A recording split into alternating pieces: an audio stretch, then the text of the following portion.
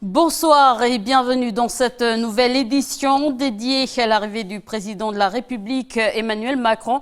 Pour m'accompagner ce soir et pour répondre à nos questions, Victor Tutugoro, vice-président de la province Nord et signataire des accords de Nouméa. Bonsoir Victor. Bonsoir. Voilà, vous pourrez intervenir quand vous voulez durant cette édition spéciale. Alors au menu, ce soir, nous allons nous rendre à Nouméa pour la présentation de la police de sécurité au quotidien au quartier de Moravel à Pierre-Lanquette. Nous reviendrons également sur sa visite en province Nord, notamment à l'Assemblée et au lycée Rocard, Michel Rocard de Pointe-Bout et enfin à Ouvéa où deux comités organisent les commémorations du 5 mai. L'un veut accueillir le président de la République et l'autre non. Donc voilà, deuxième jour pour Emmanuel Macron en Nouvelle-Calédonie. Et comme depuis qu'il est arrivé sur le territoire, le chef de l'État prend le temps avec la population qui vient à sa rencontre. Pareil également avec ce qui s'est passé tout à l'heure pour les élèves du lycée de Pointe-Bout, Michel Rocard. Donc bonsoir Victor. Bonsoir. Alors avant de poursuivre sur la visite d'Emmanuel Macron, cela fait 29 ans que les leaders du FLNKS de l'époque, Jean-Marie Tjibaou et Yewini Yewini, et ainsi que Djoubli Wea sont morts à Ouvéa, une tragédie survenue lors de la cérémonie de levée de deuil, c'est-à-dire un an après la mort des 19, lors de l'assaut de la grotte de Gossana. Une réaction ce soir? Je crois que les événements sont toujours douloureux. Hein. On en témoigne la présence de deux comités aujourd'hui à Ouvéa pour l'accueil du président de la République. En interne, les choses restent douloureuses à porter, même si les familles ont fait le chemin du rapprochement et du pardon entre-temps. Mais au niveau politique aussi, il a été très difficile de surmonter la disparition de Jean-Marie Tjibaou. Il n'est pas donné de remplacer ou de succéder à un monsieur d'un tel calibre, je veux dire, et de Yewini Yewini. Mais comment je vais dire ça? Les perspectives donc, ouvertes par Jean-Marie à l'époque restent. Et nous avons travaillé dessus durant ces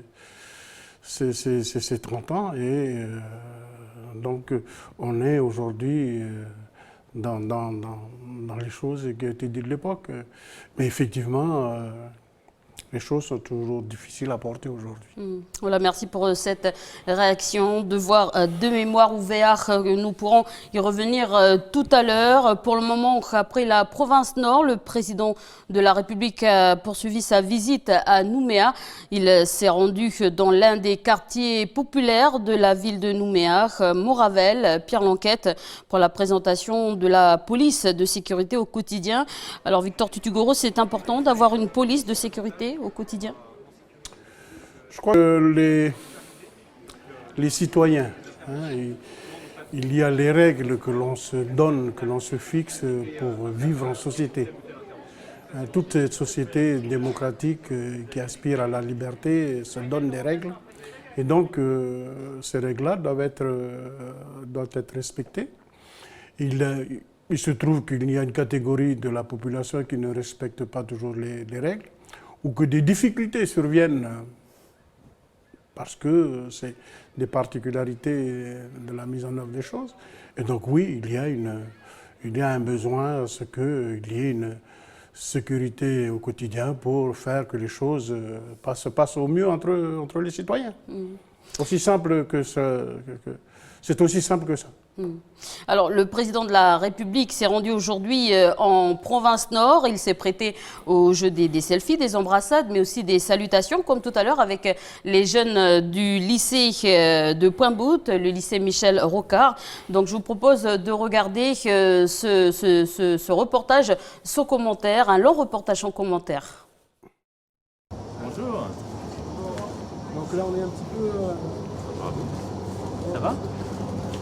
Vous êtes en quelle classe? CAPSL. CAP. Quelle année? Première année. Première année. Donc ça se passe bien? Ouais. Et alors c'est un choix que vous avez fait à quel moment? L'année dernière. L'année dernière? C'est quelque chose que vous vouliez toujours faire ou Oui. faites les travaux vous-même? Oui. Ça, c'est un exercice que vous devez faire en combien de temps? Alors, à la fin, Combien de temps ça vous prend de faire ça? Vous savez pas encore? une journée pour faire un ça. Ça, c'est une journée. Et après, vous avez un peu de stage en entreprise ou pas là? Oui, la semaine d'après. Semaine d'avril. Et vous le faites dans quelle entreprise? Charles Franck. Qui est loin d'ici? Non. Là. Et toi? Je suis à Nouméa. À Nouméa? Ah oui, là c'est loin pour le coup. Oui. On va Filière continuer valorisée. sur les autres ateliers. Merci beaucoup. Hein. Ouais, Et bon courage. merci. Accrochez-vous. Hein. Bon courage. Au revoir. Voilà, donc là nous allons passer à un endroit.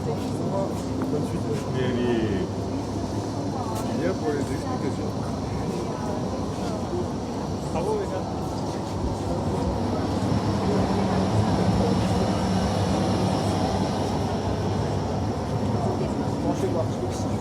Ça va?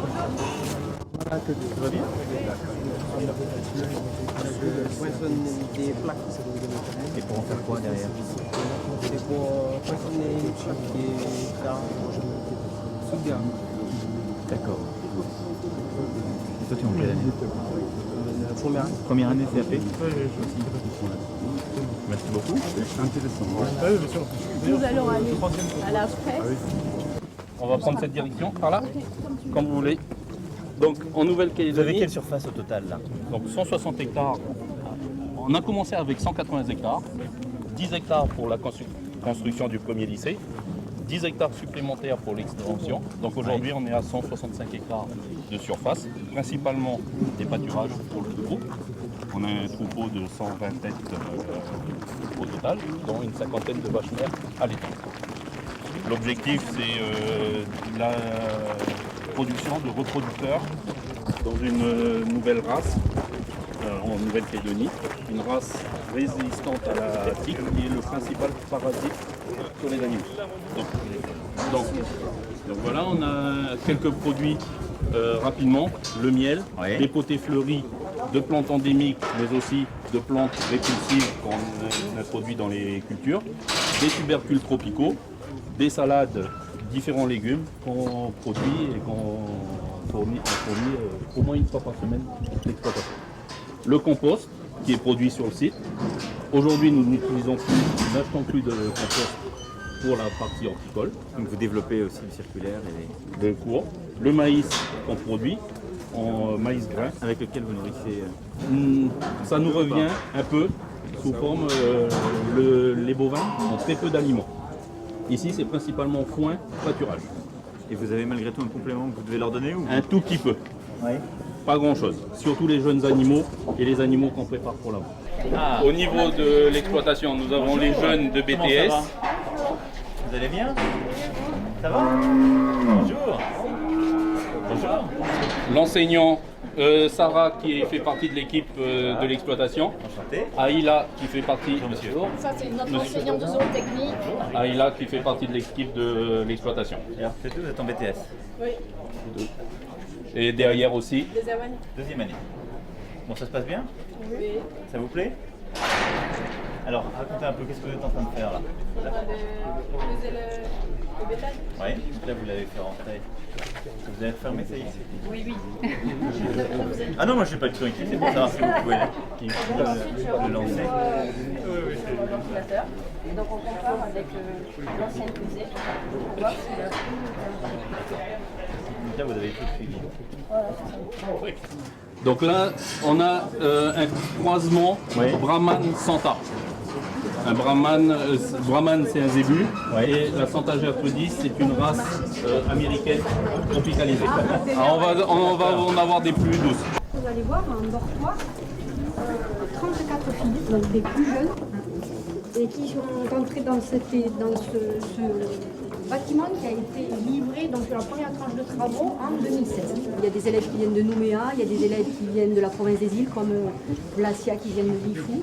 Donc l'internat est ouvert de fait du dimanche soir jusqu'au vendredi pour permettre à ces élèves qui viennent de loin d'accéder, donc de pouvoir poursuivre les filières qu'elles ont choisies puisque le recrutement fait que voilà, les filières que nous proposons sont accessibles à tous les jeunes du territoire. Et alors, qu'est-ce que vous voulez faire? Je m'appelle Yorinda, je suis en terminale ESTAM, option aménagement et valorisation des espaces naturels. Et je vais faire une poursuite d'études de BTS génie biologique pour pouvoir faire un traitement des déchets sur la zone en Nouvelle-Calédonie. Oui. Il n'y a pas de choses qui ont été mises en place par la Nouvelle-Calédonie pour traiter les déchets, aussi pour gérer l'eau. La présidence, c'est très fort.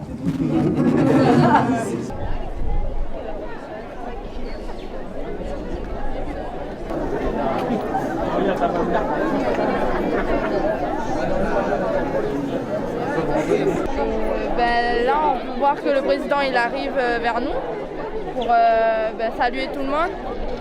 Et là, ça va bientôt être à notre tour. Donc voilà. Qu'est-ce que ça vous fait qu'un président vienne au lycée Michel-Auclair? Pour nous, on est heureuse plutôt, parce que c'est rare de voir quelqu'un de très important dans un lycée. Donc voilà. Ça va? C'est pas trop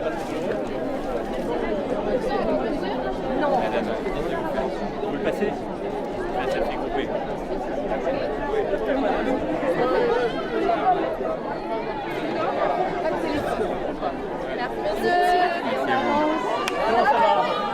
Vous allez bien? Voilà, le président de la République qui a échangé avec les jeunes et encore une fois des selfies. Et justement, une jeune lycéenne de Pointe-Boute a interpellé le président sur les tirs de l'armée française en Syrie. On l'écoute. Il y a eu des attaques chimiques.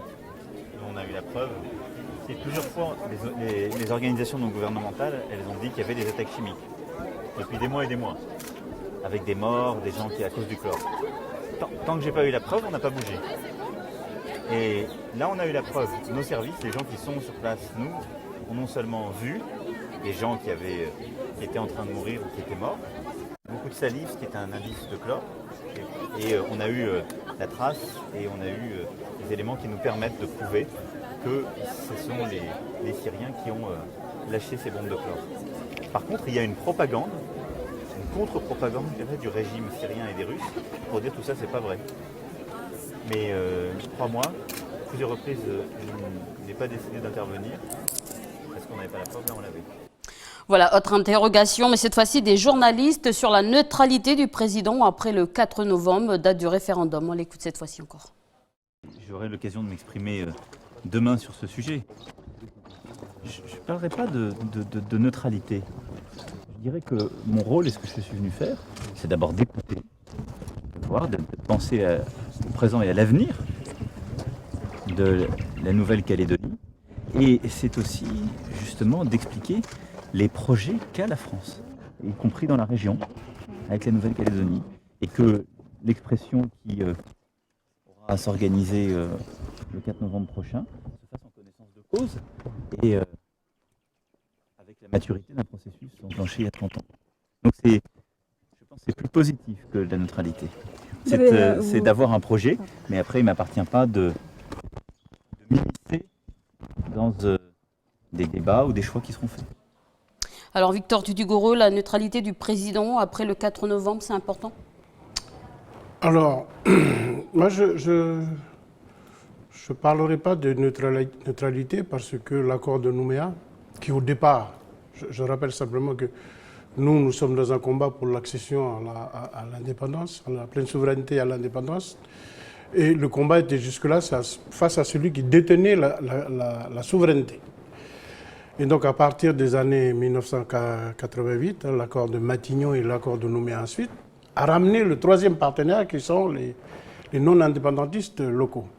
Et donc le challenge a été de dire, on définit donc un accord, on met une chose en œuvre, mais on est tous des partenaires, on est tous acteurs de ce processus.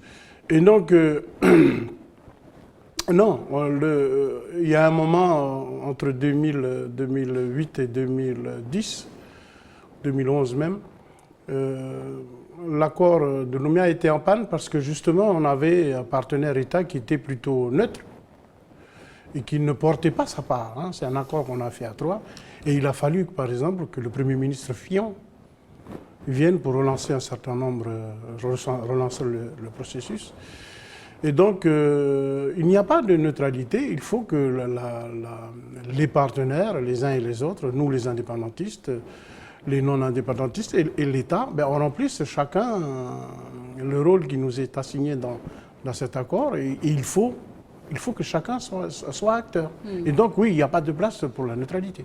Voilà, merci Victor pour cette réaction.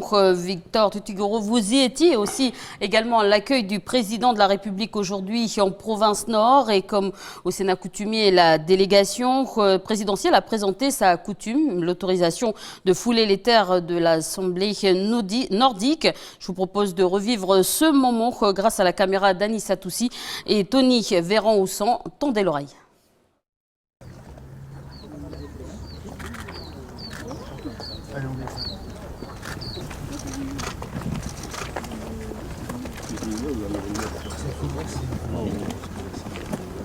Très bien.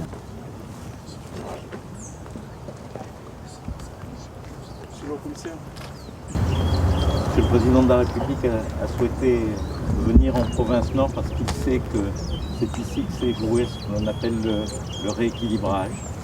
Dans son dos, le grand projet Konetiwaka, la route qui relie la côte ouest à la côte est, avec un projet de développement en H, équilibré sur les deux côtes. C'est aussi ancien ministre de l'économie, ce qu'a représenté le projet Conéambo Nickel et le projet d'usine du Nord. C'est avec respect, avec humilité,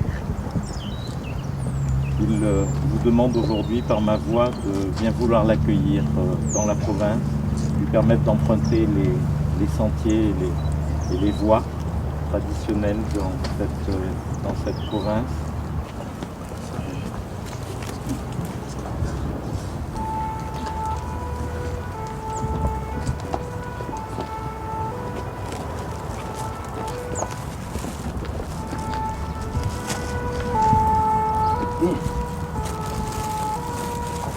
Voici notre coutume pour vous dire combien nous sommes heureux de vous accueillir ici dans notre province Nord, selon notre culture et nos traditions. Nous vous souhaitons la bienvenue. Merci.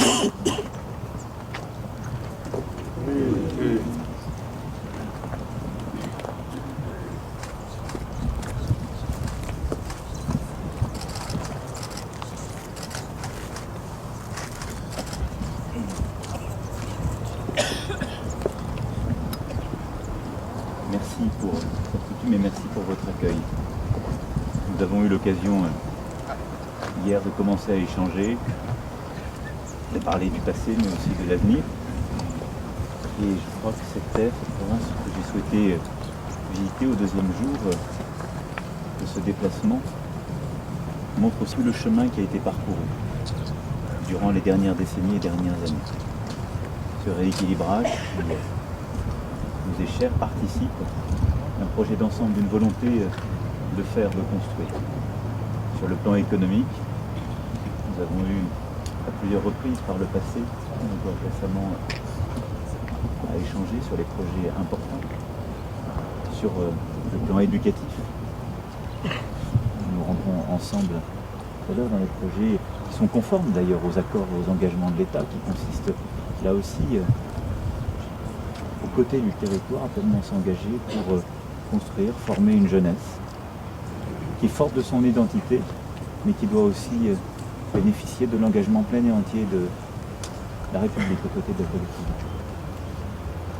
Et il y a tous ces chemins nouveaux à parcourir.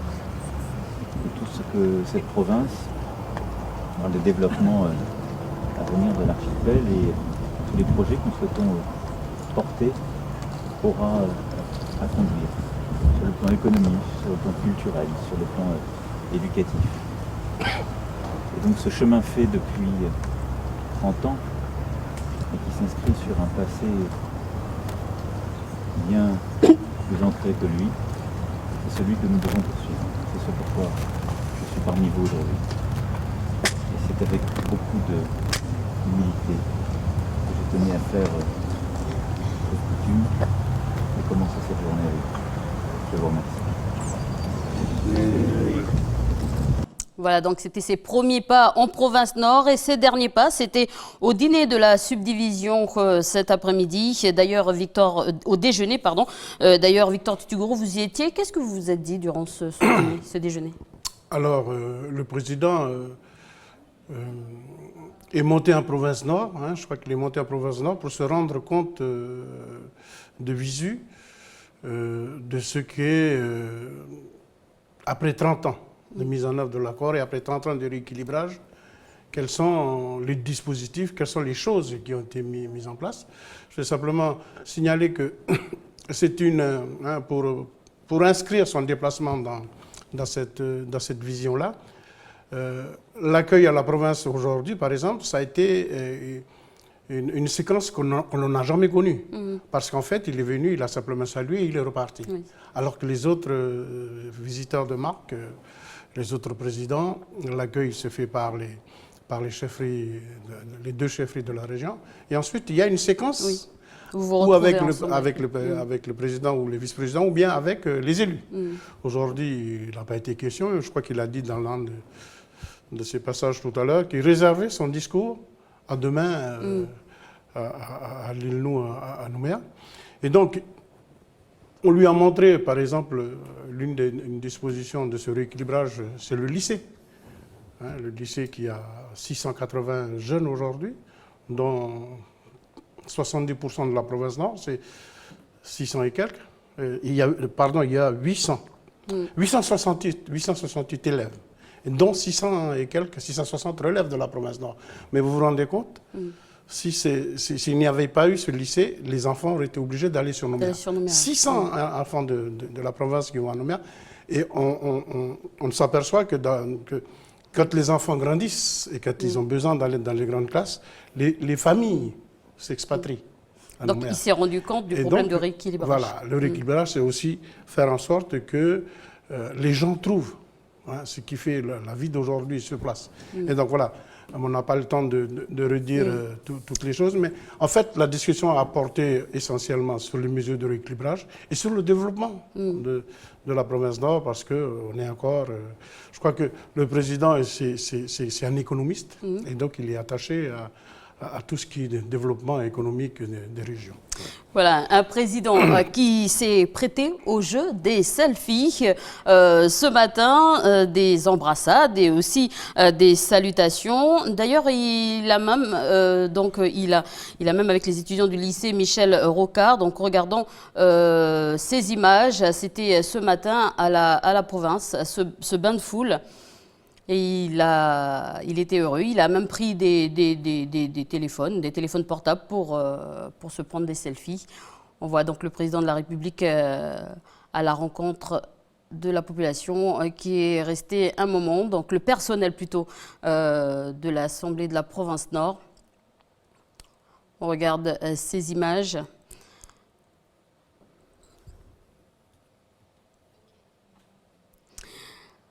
Et je vous propose d'écouter sa première réaction lors de cette visite, de ce bain de foule en province Nord. Monsieur le Président, comment vous sentez-vous en province Nord? Très heureux d'arriver, très heureux d'être là et de cet accueil chaleureux, vraiment. Voilà, le président qui est très heureux d'être ici en Nouvelle-Calédonie. Et pendant que le président de la République est en province Nord, à Nouméa, près de 4000 personnes, selon la police, ont manifesté en bleu, blanc, rouge ce matin dans les rues de Nouméa. À l'appel des Républicains calédoniens, mais aussi du Front National et des Républicains. Écoutons Sonia Baquès pour les Républicains calédoniens, suivi de Bianca Hénin pour le Front National. Et enfin, des militants au micro de Duc Menango et Michel Pimbé. Oui, c'est vraiment un message au président de la République, c'est aussi un message pour tous ceux qui nous regarderont ici ou en métropole pour dire que voilà, il y a en Nouvelle-Calédonie des gens, quelles que soient leurs origines, encore une fois, qui veulent rester dans la France. Et je crois que l'idée, c'est de montrer cette diversité ici, de diversité d'âge, diversité d'origine, qui veulent rester dans la République française.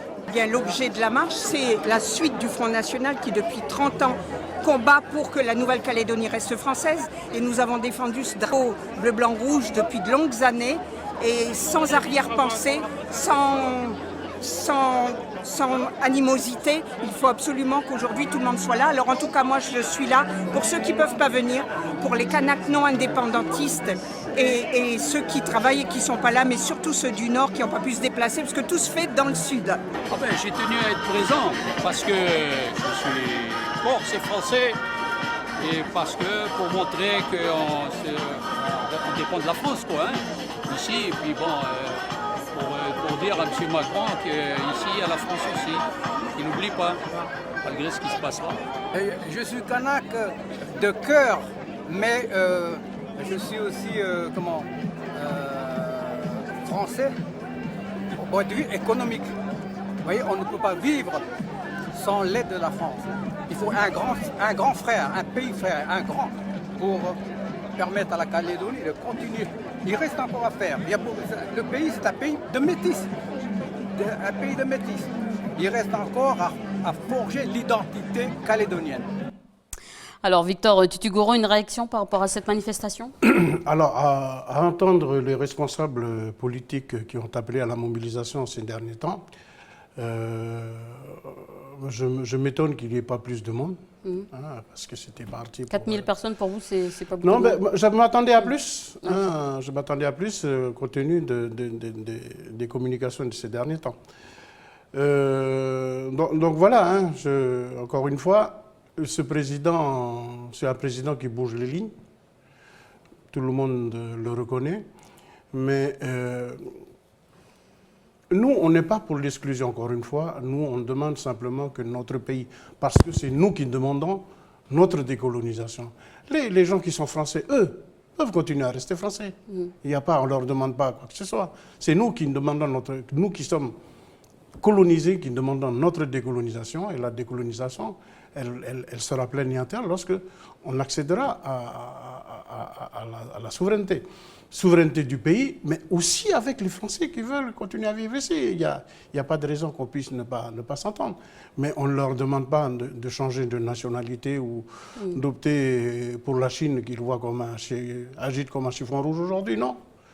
On veut simplement de continuer à vivre. Et eux, s'ils veulent continuer à rester avec la France, ben, ils seront toujours des Français. On demande simplement à ce qu'on redéfinisse les liens entre la Nouvelle-Calédonie et la France. On va poursuivre dans cette édition spéciale. Autre mouvement, celui du personnel de la clinique Ilnoumagnin, qui a déclaré par communiqué qu'ils ne suspendaient pas leur grève malgré la rencontre avec le gouvernement aujourd'hui. Le projet de déclaration commune rédigé par le gouvernement n'a pas convaincu les grévistes. Le mouvement continue. Le collectif sollicitera l'institution ce week-end pour une nouvelle rencontre. Et en bref, parmi la délégation présidentielle, Jean-Michel Blanquier, le ministre de l'Éducation nationale, s'est rendu au collège Bodoux à Nouméa pour un point presse en présence de Madame d'Hélène Yekawe, membre du gouvernement en charge de l'enseignement, et de Monsieur le vice-recteur de la Nouvelle-Calédonie. Le ministre de l'Éducation nationale donc a annoncé des mesures liées à la visite en Nouvelle-Calédonie. Nous y apporterons des précisions dans les prochains jours. Et ce week-end, donc demain, le président de la République se rendra à Ouvéa, se recueillir devant la stèle des 19 Diaï tués lors de l'assaut de la grotte d'Ouvéa. Sur l'île la plus proche du paradis, 2 comités organisent les commémorations. Le collectif Gossana refuse la visite présidentielle et le comité 5 mai ne s'y oppose pas. Regardez ce reportage sur place de l'INSEE Ouamour. Demain, le président Emmanuel Macron compte se rendre ici, à Ouadrilla. Il devrait se recueillir sur la tombe des 19 morts de la grotte de Gossana. Mais rien n'est sûr. L'accueil du président sur la stèle ne fait pas l'unanimité. Le collectif Gossana est clair, le président, chef de l'État, ne doit pas venir en ce jour de deuil. Parmi les habitants, certains partagent l'avis du collectif. Moi, je suis contre l'arrivée à Macron aussi. Oui. De toute façon, le pays va entendre, on est contre l'arrivée à Macron. Oui. Pas sur la tombe, moi, papa, tout ça. Non, 30 ans après, il ne va pas nous faire ça. Ce qui ne changera jamais. Je suis le fils de mon père. C'est tout. D'autres pensent que la venue d'Emmanuel Macron est une bonne chose. Il faut que lui il arrive pour voir de lui-même, de ses propres yeux, parce que je sais que quand il y a eu les événements ici, ben, c'était quelqu'un qui est encore un mineur, il ne connaît pas encore ce qui se passe en Calédonie. Donc son arrivée ici, pour nous, c'est positif, parce que comme je disais, il faut qu'il arrive, puis il regarde de lui-même la souffrance des mamans, la souffrance de la famille. Enfin, certaines chefferies ne s'opposent pas à la venue du président et vont jusqu'à inviter la population à se recueillir aux côtés du président, telle que la chefferie de Fayaoué.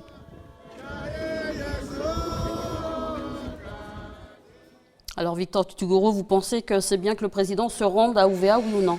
Écoutez, je crois qu'il y a eu des maladresses autour de la préparation de cet événement. On aurait pu se prendre autrement pour ne pas qu'il y ait une telle polémique. Mais je crois qu'effectivement, si il y a le comité de Gossana continue de dire, continue de refuser, parce que compte tenu des souffrances qui ont du mal des cicatrices qui ont du mal à se refermer aujourd'hui. Il y a de l'autre côté les grandes chefferies qui ont appelé à cette commémoration, qui ont appelé la population d'Ouvéa à commémorer avec le président Macron. Il y a la commune aussi. Je crois qu'au bout de 30 ans, il est temps aujourd'hui de se projeter à l'avenir, de ne pas d'oublier, parce qu'on n'oubliera pas jamais l'histoire, l'histoire elle sera toujours là, mais d'essayer de faire en sorte que les choses elles soient mieux pour l'avenir. Hein. À l'instar des populations de Yengen et de Mari qui se sont réconciliées, enfin qui ont réconcilié avec la famille Ouéa et qui ont fait le deuil et qui se projettent aussi aujourd'hui en avant. Je crois qu'il n'y a pas de meilleur message que effectivement de se projeter vers un avenir commun. Voilà, et je vous rappelle que le chef de l'État est arrivé avec du retard sur le tarmac de Tontouta. On l'a dit hier, écoutons ses premiers mots adressés aux Calédoniens.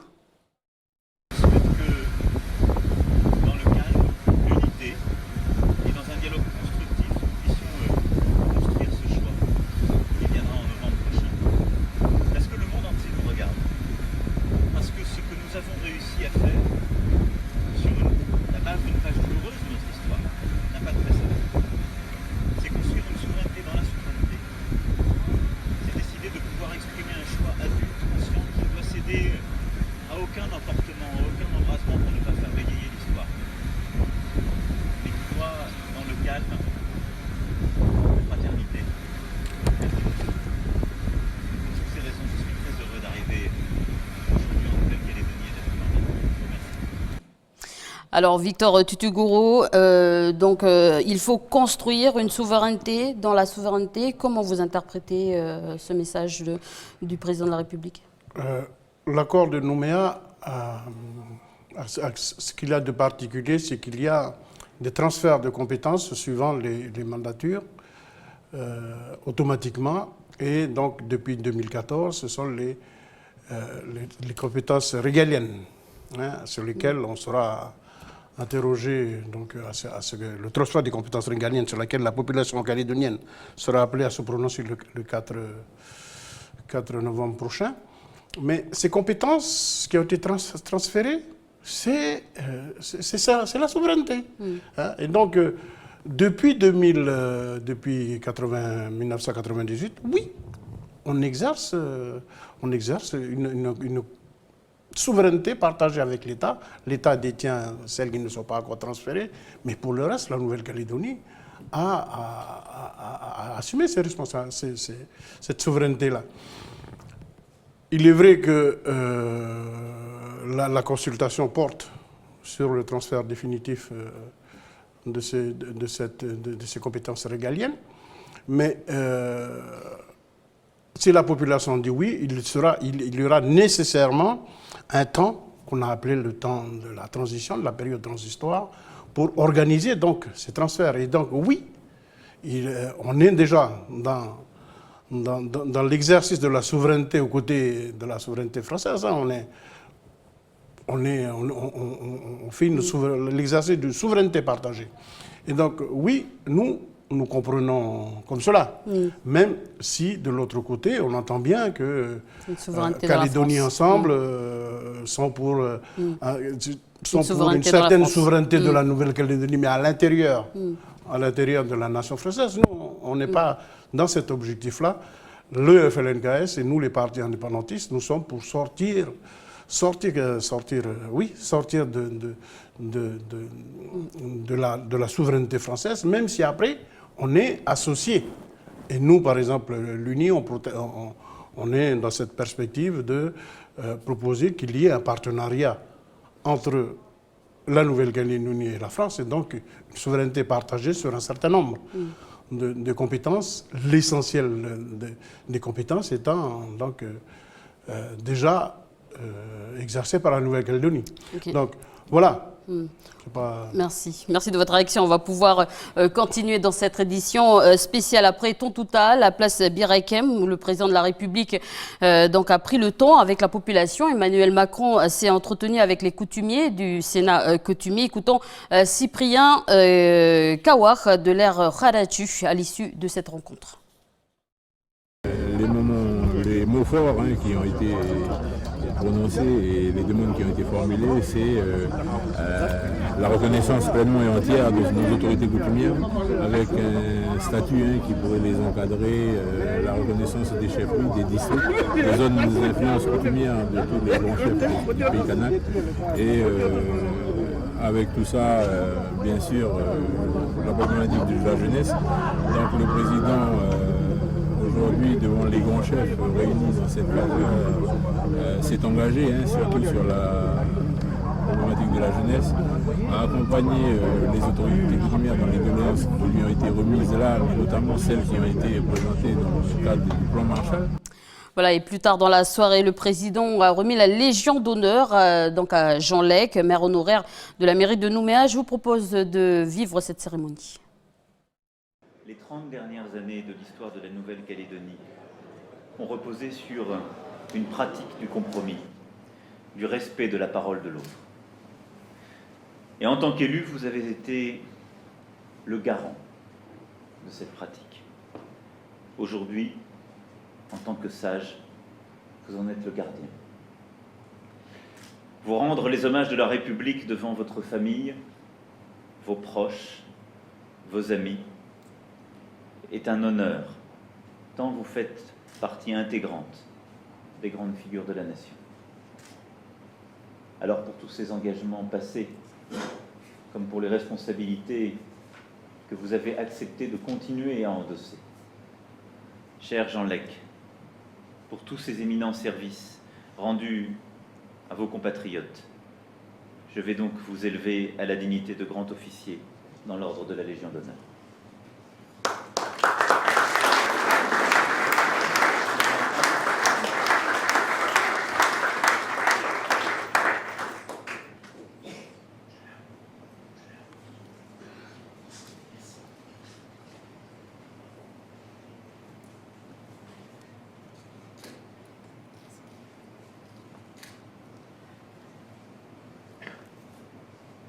Monsieur Jean Lec, au nom de la République française, nous vous élevons à la dignité de grand officier de la Légion d'honneur.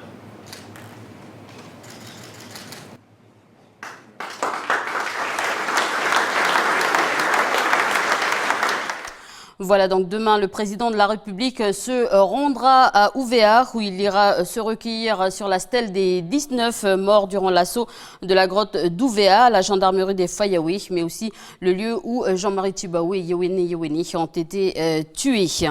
Nous arrivons à la fin de cette édition, mais restez avec nous car à 20h, Emmanuel Macron nous accordera une interview exclusive depuis le jardin du Haut-Commissariat, une coproduction Nouvelle-Calédonie, la première, et Calédonia. Falaï Wedjo sera aux côtés de Valérie Jonot. Falaï Wedjo, vous êtes sur place. Un mot sur cet entretien?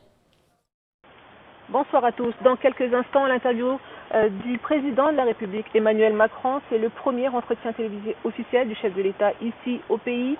Une interview partagée avec nos confrères de la première. Le jour d'après, sa visite polémique à Ouvéa, la remise de l'acte de possession de la Nouvelle-Calédonie ou encore la jeunesse. Ce sont les thèmes qui seront abordés ce soir. Voilà, donc on se quitte cette fois-ci avec cet extrait. Il y a un an, notre chaîne changeait de nom. NCTV s'appelle Calédonia depuis un moment qu'on veut partager avec vous ce soir. Rappelez-vous, c'était il y a un an. Je vous pose cet extrait. Ce soir, c'est une soirée tant attendue par vous, les téléspectateurs, par vous, Calédoniens, mais également par les JRI et toute l'équipe de la rédaction d'NCTV. Regardez autour de moi. Plus de 200 personnes ont fait le déplacement pour venir assister aujourd'hui à 15h à l'inauguration des nouveaux bureaux de la chaîne, mais également des nouveaux studios. Mesdames, Messieurs, ce soir, votre chaîne NCTV change de nom. Roulement de tambour, voici comment dans quelques instants NCTV va s'appeler.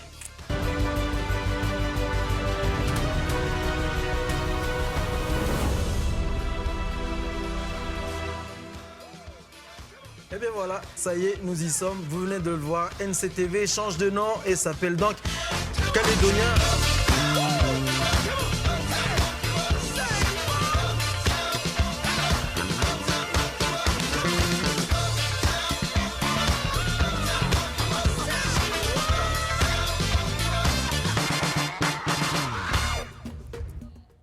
Voilà, c'est avec émotion que s'achève cette édition. Merci à Victor Tugoro d'avoir été notre invité ce soir et d'avoir répondu à nos questions. Je rappelle que vous êtes le vice-président de la province Nord et vous êtes signataire également de l'accord de Nouméa. Merci d'avoir commenté cette visite présidentielle. Bonne soirée et je vous retrouve demain pour une autre édition spéciale toujours consacrée à la visite du président de la République et cette fois-ci depuis Ouvéa. Merci et bonne soirée. Restez avec nous à 20h, l'interview exclusive d'Emmanuel Macron.